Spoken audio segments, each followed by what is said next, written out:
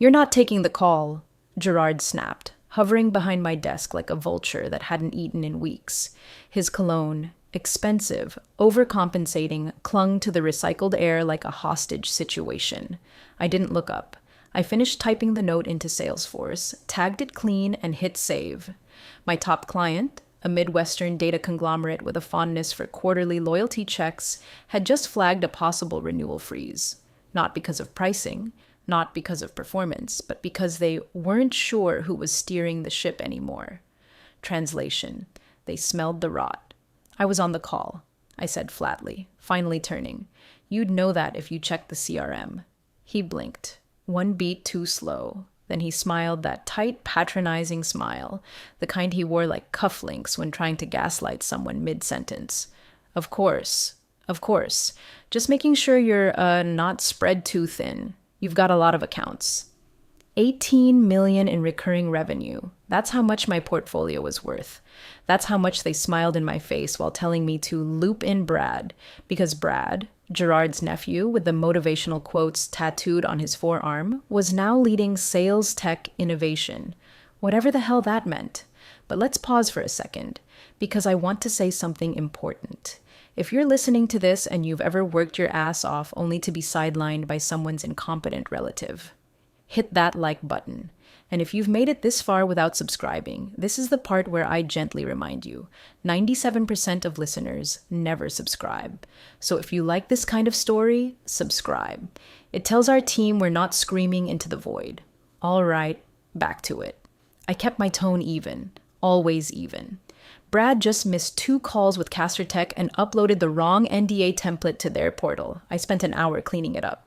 Gerard waved me off. Growing pains, he'll learn. You're great at onboarding. Onboarding. That's what I'd become. Not a strategist. Not the woman who rebuilt their conversion funnel after the Brixby fallout. I was a goddamn nursery assistant for grown toddlers in Patagonia vests. Later that afternoon, I stood in the bathroom of the 23rd floor, staring at the dull glow of the mirror. My badge hung from my neck like a noose made of corporate slogans. There was a moment, a small one, where I wondered if I was just tired. Maybe it was the 5th reorg in a year. Maybe it was the creeping sense that no matter how flawless my numbers were, my name would never land on that boardroom door. And then my phone buzzed. A message, short, precise, from someone I hadn't spoken to in years. We're building something. Equity is on the table. Interested? I stared at it for a long time. I remembered the founder of that firm, Eliza Monroe. I remembered how she walked away from Cressidian after the merger and built her own house brick by brick. She was offering me a ladder out of the trench I'd been digging with a spoon for 8 years. I didn't reply. Not right away. Instead, I forwarded 3 emails to my personal inbox. They weren't confidential. They weren't even particularly important. But they were mine. My templates, my sequences, my logic, things I'd built late at night when no one was watching. They were the bones beneath the numbers. And as I sat back in my chair, watching the office fill with fake laughter and open-plan buzzwords, I realized something. They had no idea what they were sitting on. I had written myself into the foundation. They just hadn't noticed yet. The email subject line was innocent enough. Q1 realignment overview. Corporate speak for prepare to be gut-punched with a smile. I opened it while sipping burnt breakroom coffee and reading through Caster Tech's onboarding roadmap. My roadmap, the one I built when everyone else was busy at sales retreats, drinking margaritas in company-branded hoodies. Inside the email, 6 bullet points, 5 acronyms, and 1 soul-splitting line. All legacy growth teams will now report under the sales tech vertical led by Brad Vance, Director of Innovation Strategy. Legacy growth teams. That's what we were now, not the team that saved the company's ass after the Brixby crash, not the unit that grew Cressidian's ARR by 28% during a recession. We were legacy, which in Gerard's language meant soon to be deprecated. My phone lit up a few minutes later. No pleasantries. Hey, Alicia, can you loop Brad into the Caster Tech call today? Gerard didn't wait for a reply. He's going to take the lead. You can support. Support. Brad, who once asked if NDAs still mattered now that everyone's on LinkedIn. Brad, who sent a pitch deck to the wrong vendor last month and CC'd a competitor. Brad, who once asked me what a churn rate was. Because clients ghosting isn't really our fault, right? Sure, I could support. I spent that afternoon watching Brad butcher a client call so badly it felt like a war crime against logic. Castertech's VP of Ops, Karen Holloway, stone-faced, clinical, Midwestern sharp, cut the meeting short with a single sentence. We'll reschedule when your lead strategist is available again. I stayed silent, took the fall, cleaned it up afterward like always. But later that evening, an encrypted Slack message landed in my inbox. Karen again. No subject. Just one line. If you ever consider moving firms, Alicia, please let me know first. Loyalty follows trust. I read it twice. Then I archived it. Then I opened my private email, drafted a message to Eliza Monroe. Nothing dramatic. Just, let's talk. By Friday, I had an offer. Not a job, an equity stake. Co-ownership, 3 founding partners. They wanted me to be the 4th. I stared at the offer letter. It didn't sparkle. It didn't promise ping-pong tables or culture summits. It was lean, cold, and unflinchingly clear. It was also everything Cressidian no longer was. The next Monday, I walked into Gerard's office just after his weekly 9 a.m. status monologue. He didn't even look up. I've got updates from sales tech if you... I'm resigning, I said, calm and clipped. Standard notice, final day's the 30th. He looked up then. Not shocked, not angry, just mildly inconvenienced, like someone had told him his dry cleaning would be late. I'll be honest, Alicia. Bit blindsided here. I know. Your family. I know. A pause. Where are you going? I smiled politely. Haven't decided yet. I turned to leave. He didn't stand. Just nodded once, dismissively, already opening Slack to ping Carter in legal, probably something like get her exit checklist. He'd already filed me away as handled. Let him. That night, I printed one document. Not the offer, not my resume, just a single contract from 7 years ago, the Merger Protocol Addendum. Specifically, Clause 4.1, a paragraph I drafted myself back when no one thought I'd ever be anything but background process. I slid it into a folder labeled Exit, placed it in my bag, and finished packing my desk down to the last post-it. No fanfare, just physics. Push hard enough on a cracked foundation, and gravity does the rest. I was halfway through deleting leftover coffee mugs from my Google Calendar invites when the CFO, Martin, stopped by my desk, clipboard in hand, faux concern in his eyes, the way someone might check on a dying houseplant they forgot to water for a month. Just a formality, Alicia, he said, nudging a stack of printed documents toward me. Per company policy, client lists and CRM records fall under proprietary data, so legal will be facilitating the transition. He meant taking everything, my segmentation structures, my custom workflows, the pitch logic I'd A/B tested for 18 months, facilitating, like carving a body out of its own skin. I slid the papers back across the desk. Read paragraph 4, I said evenly, in the asset seizure clause. Martin blinked, then did what all middle-tier execs do when faced with anything vaguely legal. Passed the buck up the ladder. Within an hour, I was summoned to the 8th floor glass chamber, what they called the executive war room, though the only war that had ever been fought there was over the right brand of sparkling water. Gerard sat at the head, fingers steepled like he was auditioning to play CEO in a made-for-streaming courtroom drama. On his left, Carter Henley, their new general counsel, fresh off a stint at a boutique M&A firm, all manicured arrogance and startup lawyer swagger. On his right, Brad, who looked like he'd wandered into the room by accident while searching for a kombucha fridge. "We need to be clear here," Gerard said, his voice smooth as gravel. "You're going to a competitor. We can't afford exposure." "No NDA breach, no data taken," I replied calmly, "and I'm serving full notice." "Your accounts are company property," Carter cut in. "We've reviewed the contracts. We're locking down the dashboard and triggering extraction protocols. Standard policy." I folded my hands in my lap. "You'll want to read paragraph 4, I said again, slower this time. "Of the asset seizure clause. It's in the merger legacy file." Brad gave Carter a smug look like he'd just solved a Sudoku puzzle. Gerard didn't blink. Carter smirked. "We've got it covered." "Sure," I said. "Then I'm sure you won't mind me leaving." 10 minutes later, I was locked out of the system. CRM gone, Slack dead, email disabled. My calendar was reassigned to Brad. My files, still warm from my final updates, were flagged for legal hold and copied into a sandbox Carter's team had spun up under departure compliance. I watched it all from my desk. Didn't argue, didn't flinch, just sipped what was left of my lukewarm tea and opened a clean notepad. Across the room, I could hear legal's intern whispering, "Hey, did she encrypt this section? It's asking for two-factor from a legacy domain." The silence that followed was thick, followed by Carter's voice, low and sharp. "Where's the original onboarding contract from the Lark and Finch acquisition?" No one answered. Instead, they kept clicking, kept poking at the system like kids dismantling a live grenade, convinced it was a toy. See, Gerard didn't remember that the clause I wrote was never reviewed by new counsel. He didn't remember that back then we were trying to look compliant but lean, so everything was rushed. All the authority delegated, no one reading past bullet points. He didn't remember that I was the one who absorbed the legal migration of every legacy system during the merger. But I remembered. And Carter, bless his eager, upward-climbing soul, had just tripped the wire. From that moment on, it wasn't a matter of if the clause would activate. It was a matter of how fast the cracks would spread.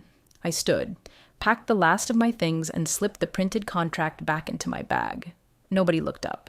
They were too busy extracting what they thought was theirs. Funny thing about mines, you never see the detonation. You only hear the silence right before it hits.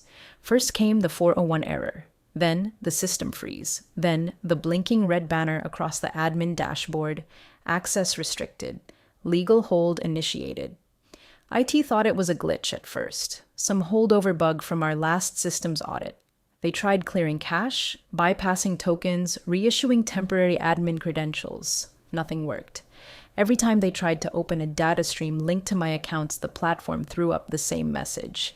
Segmentation tree 4.1 protected under conditional legal flag. Consult counsel before proceeding. Carter was in the war room again within 20 minutes, sleeves rolled, phone glued to his ear, ego still in first gear. I could see him pacing past the glass wall, barking orders into his headset while simultaneously flipping through my old digital onboarding packet. He'd pulled my archived documents from the Lark and Finch merger folder, probably thinking he'd find some half-baked freelancer contract he could override. What he found instead was something with my name all over it. Form 88LF, Revision D, signed, notarized, and buried inside it, the clause. Paragraph 4.1. In the event of seizure attempts during competitive exit, any proprietary asset linked to the client list shall revert to the named strategist, voiding all binding exclusivity. He stopped pacing. Inside the meeting room, Gerard glanced up from his tablet, annoyed. What? Carter didn't speak right away, just held up the contract. His face looked like someone who'd just read their own obituary. She slipped this in, he said finally, voice tight. 4.1. We triggered a breach clause by locking her dashboard, and now the whole damn client logic defaults back to her. Gerard leaned back in his chair like a man pretending not to drown. Bullshit. No, it's airtight. The clause was validated during the merger, signed off. She wasn't just a hired Gerard. She was a retained principal, technically a transitional stakeholder. She was a strategist. She was the strategist. They gave her full latitude to manage system transfers. This clause is tucked under asset integrity. It's not even flagged as exclusivity. That's why no one caught it. Gerard scoffed, rubbing his temple. So we sue. We challenge intent. Carter looked like he wanted to throw a chair. Intent won't matter. It's been there for 7 years. 7 years, Gerard. It's been active this whole time, just waiting for a trigger event. They started calling it the landmine clause in whispers. One of the IT guys, Evan, I think, sent a Slack to Carter. Her client logic is nested, algorithms tagged to an external ID, some LLC we don't control. We can't even reverse engineer the segmentation trees without tripping more holds. I didn't smile, but I did take a quiet breath. Back when Lark and Finch collapsed during that brutal third-round funding disaster, I was the only strategist who stayed on. Everyone else took severance. I stayed and took integration power. They handed me the keys to the data architecture because no one else wanted to deal with migrating a legacy CRM into Chrysitian's ecosystem. I spent 3 months doing it with a glass of boxed wine and a chip on my shoulder the size of Cincinnati. That clause? It wasn't a trick. It was a warning, and they just ignored it. Gerard slammed a hand on the table. She knew this would happen. She's been planning this. This was all, what, a setup? Carter didn't answer. He was already rereading the clause. Evan again. Also, all client comms under her name are tagged as shared access but not stored. No direct ownership metadata. She wiped clean. Legally. The room grew still. Then Gerard said the line I'd been waiting for. Call her in. Now. But I was already gone. Not from the building. Just from reach. No badge, no inbox, no more access to revoke. They'd pulled the plug thinking they were protecting themselves, and in doing so, they'd set fire to their own floor. From the hallway, I watched them spiral. Brad was standing in the doorway now, pale and useless. He had a coffee in one hand and no idea what was happening. Gerard barked something at him, but Brad just shrugged, looking like a child told to defuse a bomb using a juice box and a crayon. Carter tried one more. Hail Mary. We can make her sign a waiver, a retroactive data release. But I'd already left the waiver form blank on purpose. In fact, I'd shredded it the morning I filed my resignation. The empty folder was still sitting in their legal cabinet, next to the rest of the clauses no one ever bothered to read. They'd been warned, not by me, not with threats, but in plain English. Buried under their own signature lines, they called me back into the boardroom like a guilty verdict read in reverse. Gerard was pacing when I walked in, shirt rumpled, tie askew, jaw grinding like he'd chewed through glass to get to this moment. Carter sat at the far end, not looking up, flipping through a binder so violently he nearly tore a tab. I didn't speak. I didn't need to. We need clarity, Gerard snapped. Just to be perfectly clear, do you or do you not claim ownership of the client logic you developed while employed here? I sat, smoothed my skirt, folded my hands. I don't claim ownership, I said. Clause 4 granted it. Carter muttered something under his breath, sounded like unbelievable, then pushed the binder toward Gerard. Inside were copies of the subcontractor agreements I'd quietly structured during the Lark and Finch transition. Each one had my name as the secondary entity, Tan Strategy LLC, all signed, all time-stamped, all perfectly legal. He cleared his throat. Her segmentation models were structured through a third-party LLC for compliance shielding. The company approved this during merger realignment. She declared the arrangement in her original scope of work, and I quote, "Data logic hosted and versioned independently for continuity assurance." Which means, Gerard hissed. It means, Carter said, pinching the bridge of his nose, she owns it. Not metaphorically, not spiritually, not... We can still get around this kind of ownership. Legally, fully, permanently. Then we need her to waive it, Gerard barked. Retroactive surrender of proprietary rights. Full release. I smiled. Per clause 4, I said calmly, I'm not obligated. Gerard went red so fast I thought a vessel might pop. You're extorting us. No, I replied, voice still even. You attempted to seize assets that were contractually bound to an external entity. You triggered a breach event. All I did was comply. Brad looked like he was trying to disappear into his chair. Carter kept flipping through the binder as if praying a magical footnote would appear to save him. That's when the ping came in. Carter's phone lit up with a legal flag. He froze, read it, then passed it silently across the table. Gerard read it aloud without meaning to, his voice cracked by the second sentence. To whom it may concern, Castor Tech will be terminating its contract with Chrysitian Strategies, effective immediately. We wish Alicia Tan continued success in her future endeavors. We will not be pursuing further transition support. Silence. Thick. Wet. Suffocating. That one email didn't just pull a thread. It yanked the whole damn rug out from under them. Castor Tech was our biggest retainer. 7 figures annually, renewed early every year without hesitation. Their departure was a message, and it wouldn't be the last. Gerard turned to me like a man hoping he could still negotiate with the avalanche already swallowing him. Alicia, this doesn't have to get ugly. There's still a path here. There was, I said gently. It was called reading your own contracts. He started to speak again, but I was already standing. I'll leave you to it. Wait, I paused at the door. For what it's worth, I said without turning around. I never intended to take anything, but I also wasn't going to let you take what was never yours. I stepped out, closed the door behind me, and walked down the hall with the same quiet rhythm I'd used for 8 years in this place. Except now, every step felt like a door closing behind me. Not a slam, a seal. And inside the room I'd left behind, they were finally realizing what I'd known for years. You can't steal what you never built. You can't keep what you never valued. And you sure as hell can't win by silencing the person who wrote the rules you're breaking. They thought it was a fire they could smother with a PR draft and a late-night board memo. Instead, it was a quiet detonation that bled through every floor of the company before dawn. Gerard was on a call with 2 board members when the audit results dropped. The CFO had flagged potential revenue instability in the quarterly pre-brief. What he didn't say, what he couldn't say yet, was that over 60% of active client revenue had just been reclassified. Independent method, Alicia Tan. That's what the dashboard said now, a red tag that lit up every investor console like a warning beacon. Not transferred, not reassignable, just independent, meaning no legal right to retain. The firm's valuation was updated overnight by external auditors, down 37%, then 42%. By the next morning, Cressidian's name on the investor bulletin looked like a nosedive wrapped in polite disclaimers. Carter tried to spin it. God bless him, he really did. He prepared a brief for the board outlining inferred intent and uncertain scope of IP control.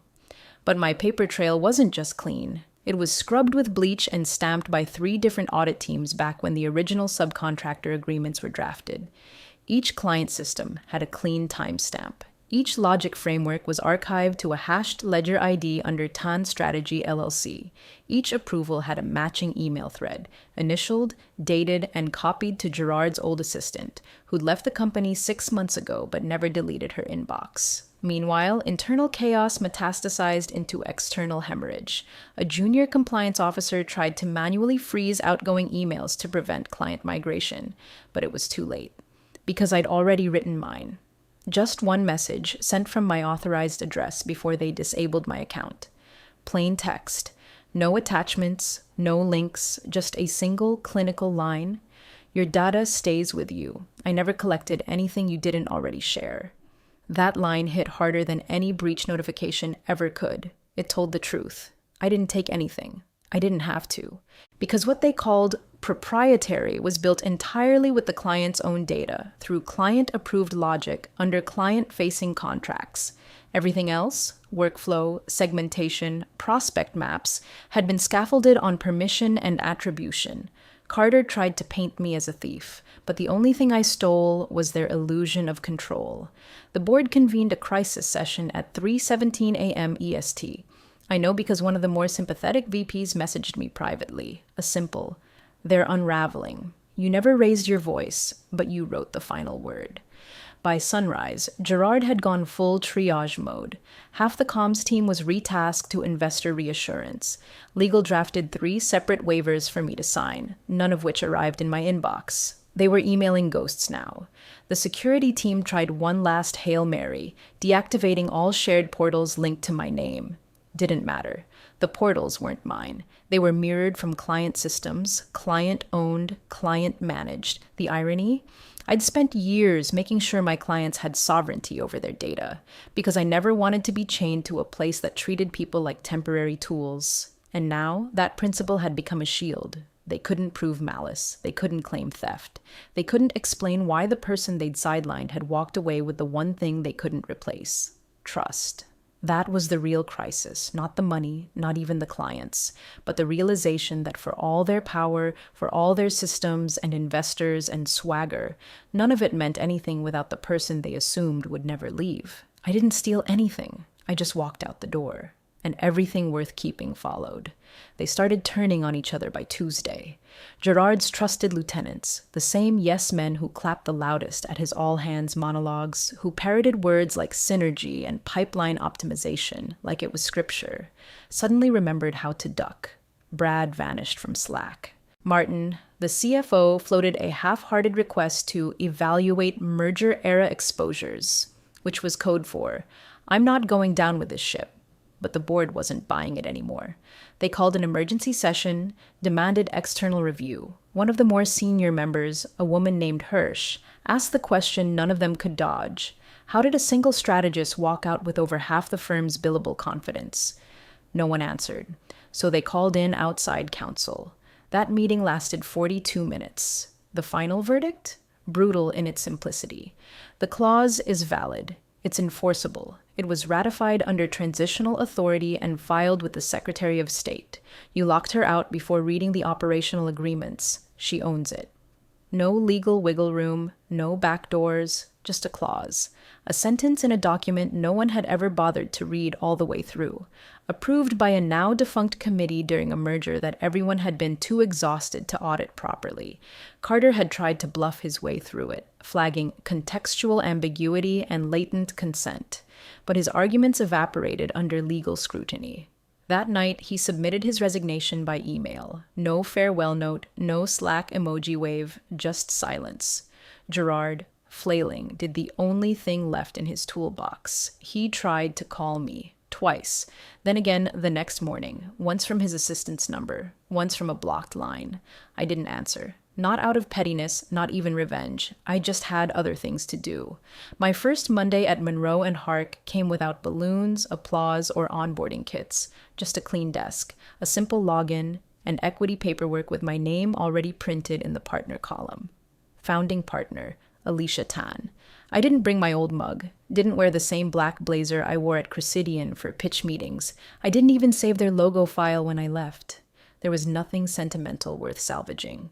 What I brought instead was the only thing that ever mattered, the architecture of trust, the real kind, the kind you build over years by listening more than talking, by fixing what others ignore, by showing up when no one else does. That's what followed me. Not files, not revenue, people. I had 4 client calls my first day. None of them asked about Cressidian. They asked what we were building next. I didn't gloat. I didn't post vague new chapter quotes on LinkedIn. I didn't forward their desperate legal memos to anyone for laughs. I just worked, brick by brick, the way I always had. Only this time, I was building my own house. Gerard kept calling for another week. Then he stopped. Not because he finally understood, but because the silence answered the question better than I ever could. I didn't leave to burn the place down. I left because I'd already planted something better, and it was growing. By the end of the second week, it wasn't a trickle, it was a shift. First Castor Tech, then Wellstrom Group, then Everline Biopharma, the one everyone assumed would stay loyal to Cressidian because of their 10-year contract. But contracts don't mean much when the person behind the results is no longer there. And those clients weren't loyal to a name on a door. They were loyal to the person who picked up the phone at 11:42 p.m. when their compliance board had a meltdown in Tokyo. Each notice came in clean, surgical, professionally worded. After careful consideration, we've chosen to transition our strategic services to Monroe and Hark under Alicia Tan's leadership. We wish Cressidian the best. No legal threats, no emotional flourishes, just quiet departure. And with each move, the boardroom lights burned longer into the night. An internal audit team, hastily assembled and woefully underqualified, began combing through archived documents, trying to piece together how the hell this had all slipped past them. It didn't take long. Just 6 days before someone, an overworked junior associate named Priya, found it. The original draft of the merger transition agreement, version 7F, marked final, pending upload. Buried halfway through was the clause. Paragraph 4.1. In the event of data or asset seizure during competitive exit, all segmented logic and compliance frameworks shall revert to the strategic originator, nullifying exclusivity claims. It had been sitting there, untouched, in the general shared drive, not encrypted, not hidden, not even renamed. Priya highlighted it, took a screenshot, and sent it to her supervisor with a single note. Has anyone read this? The fallout didn't come in a bang. It came in clipped Zoom calls and legal disclaimers. The board held a closed-door session. 2 investor reps joined without video. The room smelled of panic and toner and someone's too sweet cologne. Gerard tried to frame it as an operational blind spot. Legacy oversight, he said. But the documents showed otherwise. He'd signed off on them, not once, 3 times, because Alicia had routed the final approval through 2 different workflows, once for the strategy handoff, once for the IP migration, once during the Salesforce restructuring. Each time, Gerard's initials were there. GV, 3 letters, 3 nails. The board didn't raise their voices. They didn't need to. By the time they finished the audit report, Gerard's fate had already been sealed. Strategic mismanagement. That was the phrase. Not fraud, not negligence, just enough to make it stick without the headlines. The final investor memo was even colder. A clause is just words until someone reads it. And at Monroe and Hark, we didn't celebrate. We didn't make jokes about Gerard or pass around the memo like a trophy. Eliza Monroe printed it out and pinned it to the wall above the legal team's desk. A reminder, not of victory, of vigilance.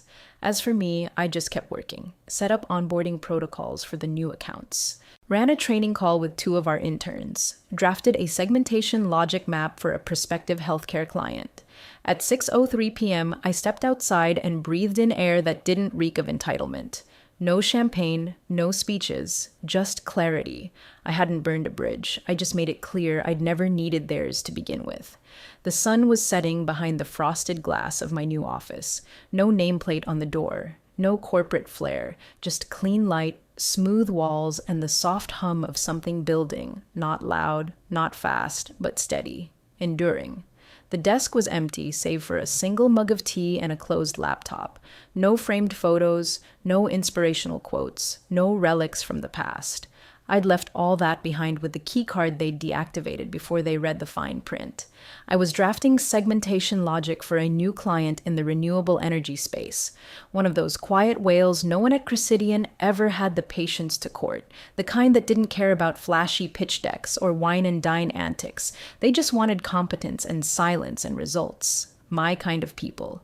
Then came the envelope. Actual paper, hand-delivered, no return address. Slid under my office door with the kind of discretion you only get from someone who knows not to knock. Inside, a single sheet. Familiar handwriting. They still can't figure out how you pulled it off, it said. They've blamed the interns, the onboarding team, Carter, the merger attorneys. I think they're waiting for you to admit it was all some long con. I didn't smile. I just turned the letter over and wrote my reply in 3 strokes of a pen. I didn't pull anything. I just let them push. Folded it neatly, slid it back into the envelope, and left it by the door. Across the room, my dashboard pinged. 7 new contracts. All names I knew. All signatures fresh. All clients who had looked me in the eye once and said, "If you ever leave, let us know where you land." Now they had. Multi-year deals. Strategic alignment reviews scheduled. No hand-holding, just trust. I clicked once. Confirmed onboarding, another ping, then another. It didn't feel like victory. It felt like inevitability, because when someone underestimates you long enough, they forget you were ever holding the blueprint. They start believing their own mythology, how they built the process, how you were part of the team, how your ideas were implemented collaboratively. And then the day comes when they try to take it all and realize the one thing they never had a grip on was the foundation itself. I shut the laptop, took a slow sip of tea. Outside, the lights in the building across the street flickered off one by one. Inside, the silence was clean. That's the thing about leverage. It doesn't make noise, it waits. And when the moment comes, it doesn't have to roar. It just is. You can't seize what you never owned.